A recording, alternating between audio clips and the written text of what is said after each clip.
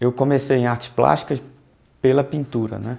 Mas usando conhecimentos que eu adquiri lá atrás na física, trabalhando em laboratórios e tal. O que eu venho fazendo é me apropriar de fenômenos da natureza, como a difusão, a gravidade, e usar as propriedades físico-químicas dos pigmentos que vão entrar naquele trabalho para construir a pintura. O que acontece é que o resultado ele é abstrato, sim, mas ele tem uma conexão direta com a natureza. Para mim são paisagens. E isso por uma razão estrutural, porque esses fenômenos que eu uso, como a difusão, eles estão lá fora na natureza construindo essa paisagem que a gente habita, que a gente vê. Se a gente conecta o que a gente vê nessa pintura com alguma coisa da natureza, a foz de um rio, uma fotografia aérea, um coral, não é uma mera coincidência formal, a razão é estrutural, porque o fenômeno que cria todas essas coisas é basicamente o mesmo. Então, ao longo do tempo, eu fui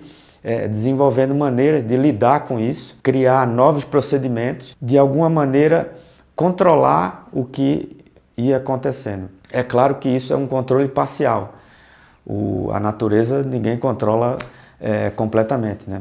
Por experiência, por conhecer um pouco da física, da mecânica dos fluidos que entra no processo e muita tentativa e erro também, evidentemente, eu fui deixando essa margem do acaso numa situação confortável para mim. Para que a pintura aconteça, no meu caso, dessa maneira, é preciso que eu controle exatamente que tipo de pigmento, que família química vai entrar e quando. Quando eu misturo um com o outro ou não. Tem certos pigmentos que eu não posso usar porque não vão funcionar. Outros eu posso usar em momentos específicos e assim vai. É uma combinação de coisas. Tudo isso junto com o processo de difusão que eu vou provocando com um pulverizador, criando películas de água e dessa maneira provocar a difusão desses pigmentos sobre a tela. É um processo lento. Eu preciso estar concentrado e tal porque o limite de controle é muito tênue. Se eu me descuidar, a coisa se perde. Uma tela grande ela pode demorar até 3 meses.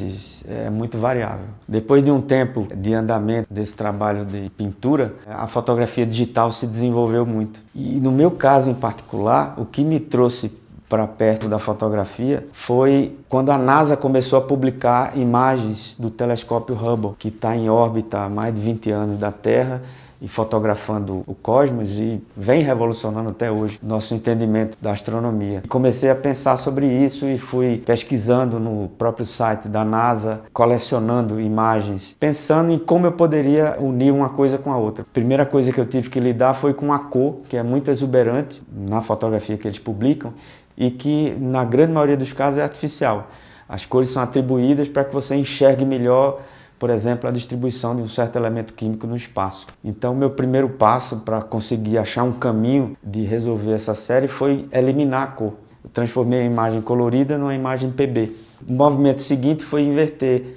O que era preto virou branco e o que acontece é que o escuro do cosmos ele vira um espaço branco meio sem definição, que tem muito a ver com o espaço branco da tela que eu venho usando. E por outro lado também a gente sai da obviedade do espaço sideral, de uma representação do cosmos e tal, para uma coisa que é mais próxima do desenho, da gravura. Muita gente que olha essa série até hoje pensa que é desenho a grafite, quando na verdade são imagens feitas por um telescópio em órbita da Terra e que foram trabalhadas no computador dessa maneira específica. Eu distorço, mudo certas coisas, apago outras, e cria uma espécie de relação de causa e efeito que de repente gera uma inteireza espacial e onde você associa a própria natureza como ela é, mas na verdade é um espaço poético, né? Um espaço fictício.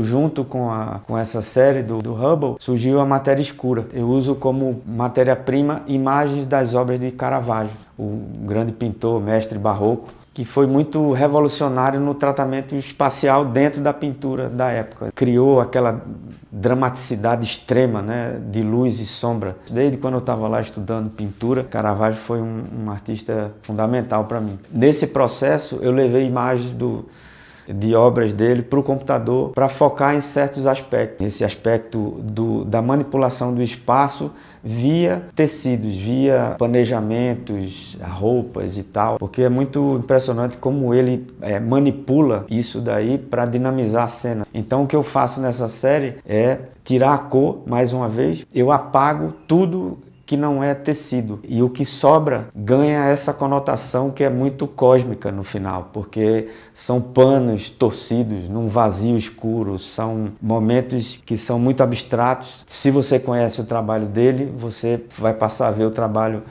possivelmente de outra maneira. Independente de você saber que o trabalho é de Caravaggio e que ele tem essas características, para mim continua valendo essa reflexão sobre o espaço na pintura e a representação do espaço natural dentro da pintura, que é uma coisa muito fundamental dentro do barroco.